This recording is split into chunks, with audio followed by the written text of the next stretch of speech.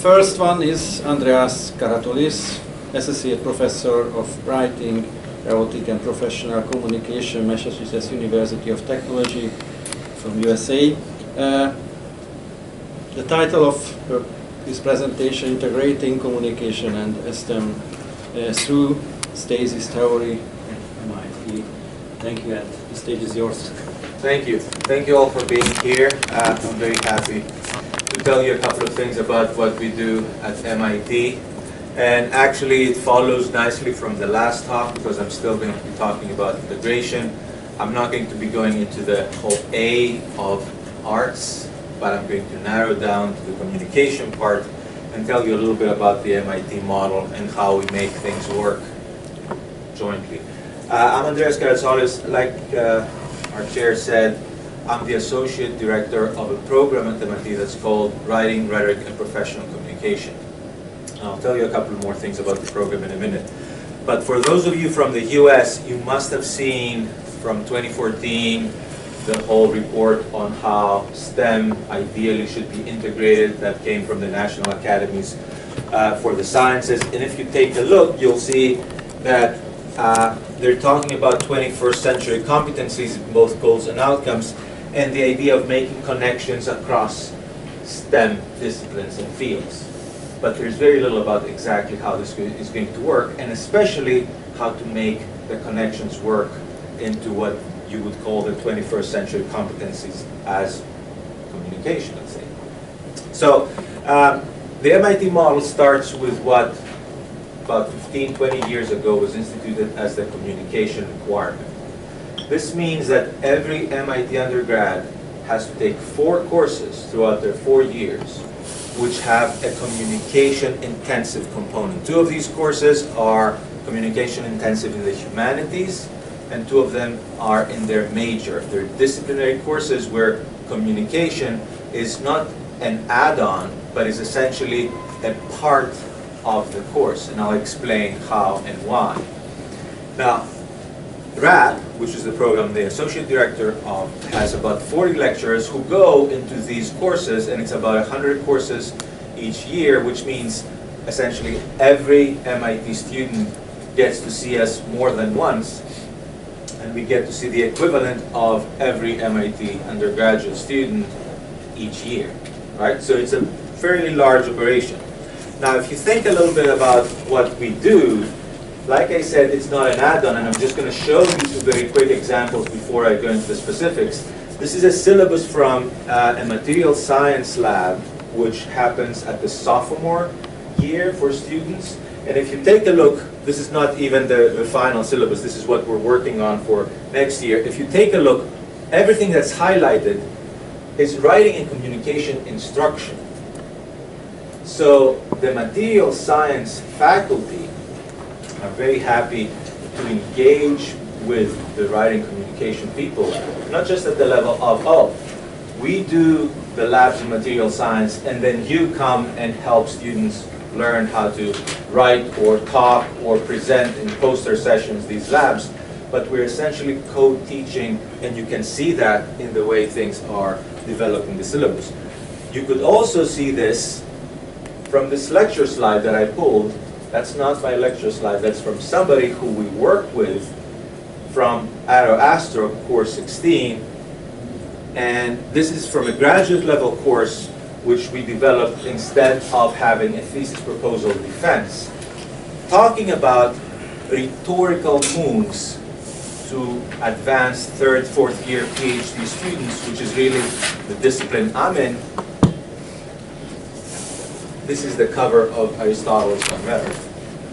So we've made it to a point where we have disciplinary faculty talk the talk, right, of rhetoric and communication, because we're so integrated. And the question is, how do we do that? Well, here's one quote from one of these faculty members. He's a professor of aeronautics, and he's also, he has a lab on CSAIL, which is the artificial intelligence stuff. He's doing robotics stuff. So what he's essentially saying is that there is disciplinary knowledge, there's a disciplinary understanding that comes from rhetoric and communication. And once you've recognized that, and once you define what these principles of rhetoric are, it can help students frame their research, articulate technical gaps, explain why their research matters, and eventually, as it very often happens with MIT students, go out and have an impact, right? So, given that framework, let's start with the basic things that we have known for a while, especially about undergraduate students. And we know that novices, undergraduate students, don't always recognize the persuasive elements of STEM discourse. They think that they would go in a lab or they would read a textbook, and in terms of the knowledge, it is what it is, right? There's nothing that they ought to do to communicate better to an audience because, after all, it's science. So you should get it or not get it because it's there. But that's not necessarily the case. Of course, the textbooks tell them that. The canned labs that they're assigned tell them the same things. And even the idea of objectivity is very often conflated with the idea of reporting known facts. But, and this is where we come in, to become successful, they have to learn how to question, interpret evidence, justify methodologies, experimental designs, and eventually convince audiences of their claims. Okay? That sounds very straightforward, almost common sense. About as common sense as when Aristotle said, to convince, you have to convince someone. Right? Once you add the perspective of audience, then you start to think, okay, yes, I have my disciplinary knowledge, Zoroaster, whatever it is, but how does that get communicated in a way that I get people to do something, or I make some change happen? And here's where the rhetorical principles come in. I'm only going to show you one. We work with many different frameworks, but the one framework that we've seen which applies in many, many different ways and makes sense both to undergraduates and graduate students and has the biggest buy-in from our faculty is the idea of stasis theory, which, by the way, has been more or less unchanged since Aristotle. So think about stasis theory as a point where two opposing forces meet. And at that point, in a dispute, let's say, we cannot make any further progress until we have some resolution. Okay? If you think about it, where it comes from, in the Latin, the word status is essentially this coming together, which is what most of the times the scientific enterprise is about. Here's what I very often use as an example for my undergraduate students so that they get what stasis is and what it does. I'll use our wonderful chair for this mini experiment. I ask them, I say, okay, I came here to this hotel and I parked at the parking lot last night, but then I went this morning and I couldn't find my car and I'm trying to figure out who stole my car, and I think you stole my car. And your response is, did you steal my car? No. He says no. So I'm asking a question of fact. Did you steal my car? He says no. Can we resolve this question of fact in a way? How could we resolve this question of fact? And call the police. Call the police. Great. Right? Collect evidence. Was his DNA or something around? Find video evidence. Okay? Here's this camera. And I have video footage of you, as you were showing videos, I have video footage of you leaving the parking lot and you're driving my car. Does that resolve the question of fact? Yes? Yeah. Yes. But could something else be going on? Could it be that you borrowed the car to go run an errand?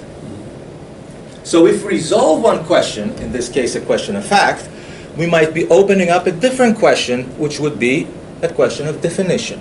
I didn't steal it, I borrowed it. Or Right? someone video bombed them into the car. Excellent. Here you go. Okay? So now we have to essentially start resolving these questions that we have. So we know that we have different types of stasis. And I'm going to show you how this applies to STEM in a second. But from, again, thousands of years ago, we know that we have very basic types. Fact, definition, causation, how did it happen? What effects will it have? Value, is it good or bad? Maybe you'll say, it's actually a good thing that I went and stole your car because you know what? The place was about to flood and you were going to lose your car anyway. I did steal it, but it's a good thing, right? And finally, questions of policy, which is what should we do? What are the kinds of things, after we have resolved all these steps, what are the kinds of things we have to do next? So this is like a framework. This is a framework that you can clearly see how it could apply into questions, let's say in a court type of situation, which is where it originally started from in ancient times. But how could it apply, and does it even apply in the science as well? In STEM, and again from this Jean Fanstock and Marisa Kor's work, in STEM we typically think that fact, definition, and causation are what really counts. We very rarely go into policy questions, especially when we're doing, let's say, your typical peer-reviewed journal article. You don't go out and say, this is what you should do next, right? And sometimes even value doesn't come into play. I'll show you, though, how it does. In engineering now, a slightly transformed version of that, which we use, takes into account things like the technical gap in the solution before we can come to some evaluation. That technical nugget that we need in engineering to say, I fixed it, right? So this model, this framework now, I want to show you how it actually plays out in different STEM fields. I'm going to show you some examples, and then I'm going to tell you how it could actually be used in the classroom. How do we use it to develop pedagogy? So if you think about facts, right? We can verify them, we can measure them. Burglars caught on camera, yes. Attendance at an event with a head count measured directly, which was a question in the US recently, how many people attended someone's inauguration, right? You can measure that, which means you can resolve this question of fact, right? Many times in science, we do the same thing when we do spectroscopy, or we take, in the social sciences, measures of poverty. So here's a slide from one of the undergraduate students who's exploring what is the product of photo decomposition. Here's the hypothesis, here's where we go. We test it with FTIR spectroscopy, and here's what we have. So this is a very clear, straightforward question of fact that we resolve. Now, if you tell the student, go into the lab and run this experiment, they're going to do fine. But if you tell them, now talk about this experiment, all they will probably do is give you a chronological account of, I went into the lab and I put these things together and I measured these things. They're not going to be thinking of it as a question that needs to be resolved, which means they're not going to be thinking of it as an argument to be communicated to an audience. But even this could be. Does that make sense? All right. So if you think about definition, this is, let's say, a ladder of abstraction. Can we talk to students about definition, not just as, here's a sentence that defines this methodology, but here's something that, depending on who your audience is, you can define in different ways so that you address what they don't know, starting from what they know, obviously, address what they don't know, and define something so that they can do something with it, so that they can make it part of the argument that you're creating. So, from a plant all the way to a potato or a carrot, that's a very straightforward ladder of abstraction, which lets us to reason, to be able to reason if we navigate this ladder of abstraction. And we can reason by categorizing, including or excluding, reasoning by example, generalizing. All these are pieces that go into a question of definition. Now, can you resolve a question of definition before you resolve a question of fact? Maybe if you start from a question of definition, if everybody in your audience assumes that the question of fact is already resolved. It doesn't mean that you have to every time be resolving things in that kind of order. You might start from a question of definition, right? Are definitions common? Yes. This is, again, a lot of text here. I've highlighted the thing you should be looking for. This is from an MIT professor who's doing this new process called electrospinning. And what he's doing is, in this part of the paper, he's defining what this electrospinning process is. Can we figure out if electrospinning is good or bad if we haven't defined it first?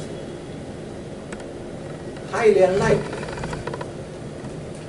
So we need for the stasis of definition to be resolved before we move to the following stasis, right? Causation. How did something happen? Here's a different example because I know you're all from different fields, so I'm using many different examples. This is from a paper which came from CNN reported on somebody's paper. Can you eat your way to better mental health? So what you eat gives you better mental health outcomes, right? So let's talk about correlation. Increases in the consumption of fruit and vegetables are linked to increases in self-reported mental well-being. Right? So I know we're having lunch in a second, but eat your fruit and vegetables, and if you want to be sharp for the rest of the conference, that's what this says. Essentially, this question of causation, okay, is it resolved until we have the study, the data that can help us resolve it? No. Or a question of sequence. Number of fruit and vegetable portions eaten a day can predict whether someone is diagnosed with depression or anxiety 2 years later. That's another question of causation. Or agent and mechanism. Okay? There's a causal link.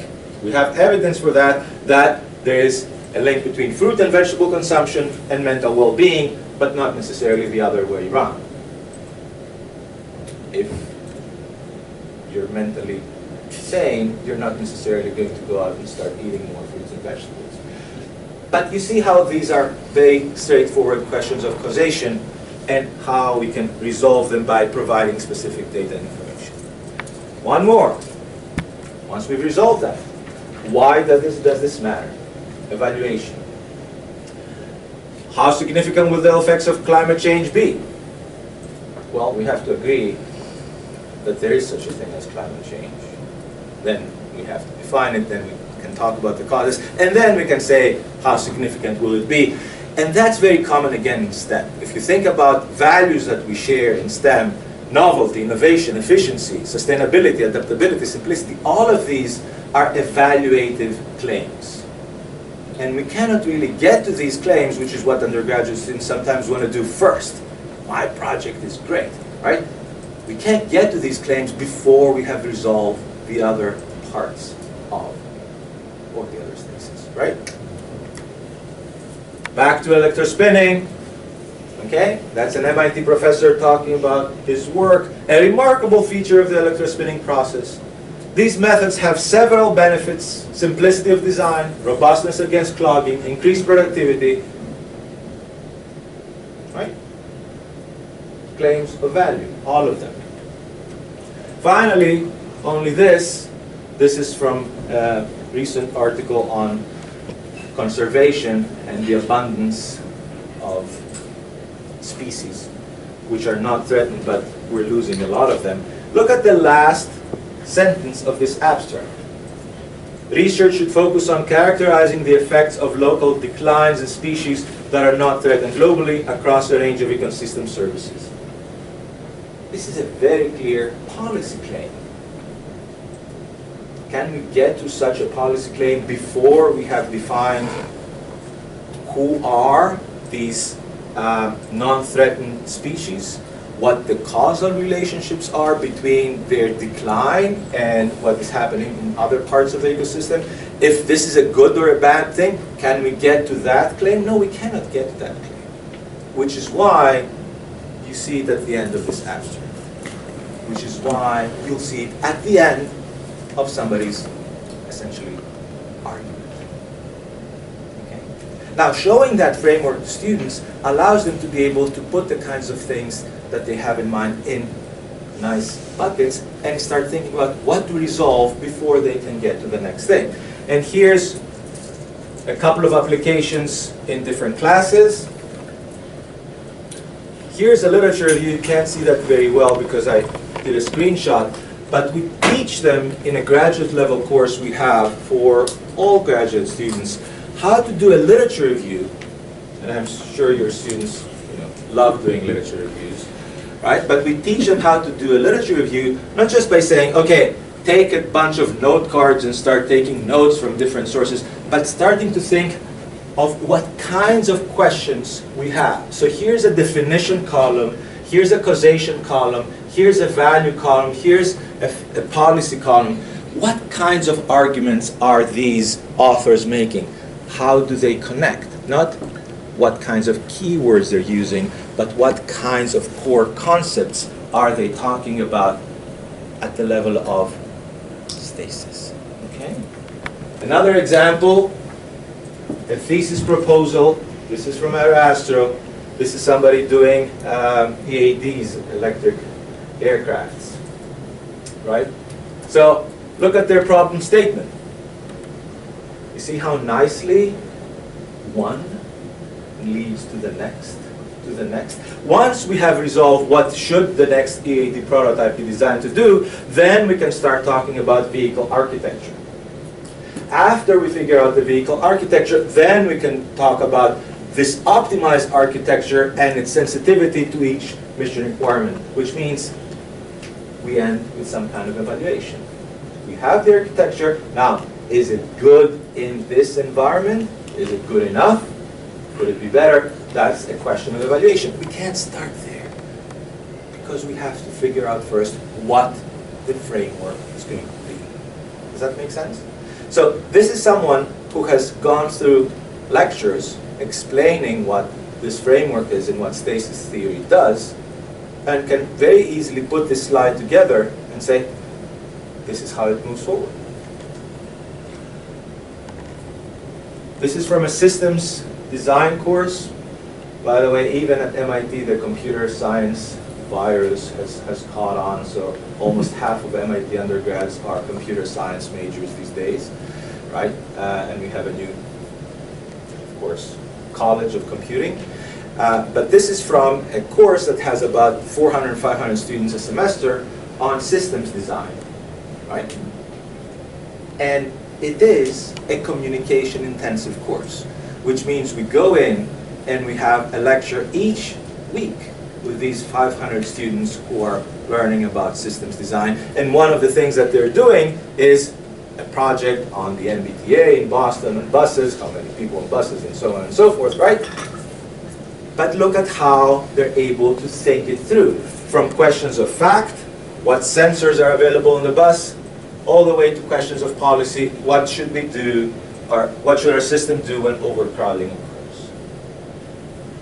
So they're able to think through the core questions, not just in terms of, oh, what can we have available, what sensors can we have available and what could we put together, but all the way to the larger question of what do we do with overcrowding, and eventually be able to write in their system design report using these core concepts so that they can present not just, again, a series of chronological events, this is what we did, but actually argue for the value of their design. Okay?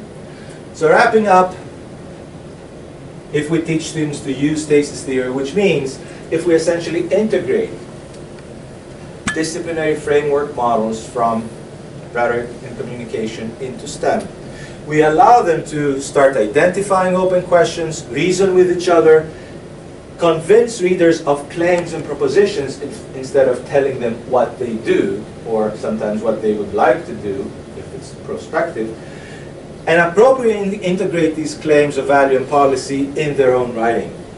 Essentially, thinking how to meet the expectations of experts, which for anyone who understands more about the idea of communities of practice, this is what we're trying to do with students. We're trying to take them from a point of peripheral participation in a field or a discipline and have them be experts by the end of whatever, 4 years, 8 years, what the time frame is, right?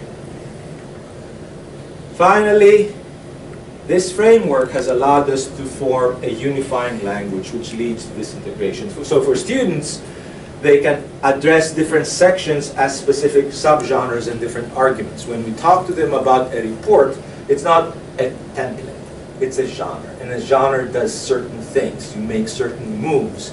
You open up a research space, then you close the research space with this technical nugget that you've discovered. All these kinds of things that are very important in showing how the argument progresses.